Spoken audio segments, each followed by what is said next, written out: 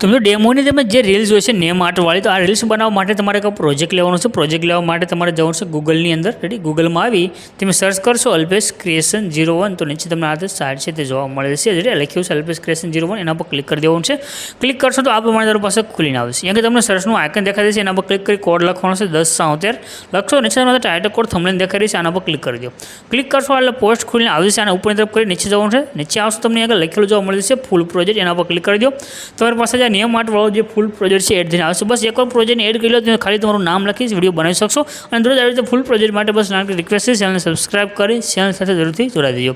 તો નીચે જે ઇનપુટનું બટન છે એના પર ક્લિક કરી દો અને આ પ્રોજેક્ટને તમારે ઓપન કરી લેવાનું છે. પ્રોજેક્ટ ઓપન કર્યા પછી અહીંયા તમારે સેજ આગળ જવાનું છે. રેડી, પ્રોજેક્ટની અંદર સેજ આગળ આવશો એટલે તમને જો અહીંયા ગ્રુપ લખેલું દેખાઈ રહ્યું છે, આના પર ક્લિક કરી દો. ક્લિક કર્યા પછી એડિટ ગ્રુપમાં તમારે જવાનું રહેશે. અહીંયા આગળ તમે જો કાજલ લખેલું દેખાઈ રહ્યું છે, જેમ કાજલ લખ્યું એની અંદર પણ આપણે 2 લાઈન એડ કરેલી છે. એ કે લખેલો છે તે આ બાજુ નીચે અને બાકીનું જેટલું પણ નામ હોય તે ઉપરની લાઈનમાં તમારે લખવાનું રહેશે.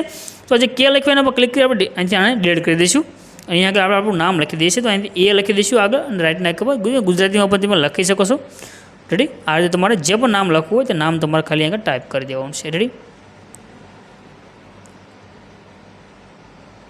આ રીતે તમારે અહીંયા નામ લખી લેવાનું છે. નામને આની પાસે બરોબર સેટ કરી આગળ આવી રીતે તમારે રાખી રાઈટના આઇકન પર ક્લિક કરી દેવાનું છે અને અહીંયા તમારે બેક દબી દેવાનું છે. રેડી, આગળ તમે જે પ્લે કરશો વિડીયો તમારું નામ છે ત્યાં આગળ એડ થઈને આવી જશે. રેડી, અલ્પેશ રેડી લખાઈને આવી ગયું.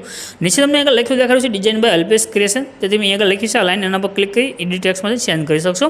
આને પણ તમારે આગળ સેટ કરી દેજો, વચ્ચે બરોબર આવી જાય ત્યાં પ્રમાણે રાખી લેવાનું છે. રેડી, આપણું એટલું કરશો. આ રીતે તમે અલગ અલગ જેટલા પણ તમારા નામ ઉપર બનાવો તમે બનાવી શકશો. બસ હવે શેર કરી લો, અહીંથી સેવ કરી લો, ઉપર શેરના આઇકન પર ક્લિક કરી એક્સપોર્ટના બટન પર ક્લિક કરી રીલ્સ તમારી સેવ થઈને આવી જશે.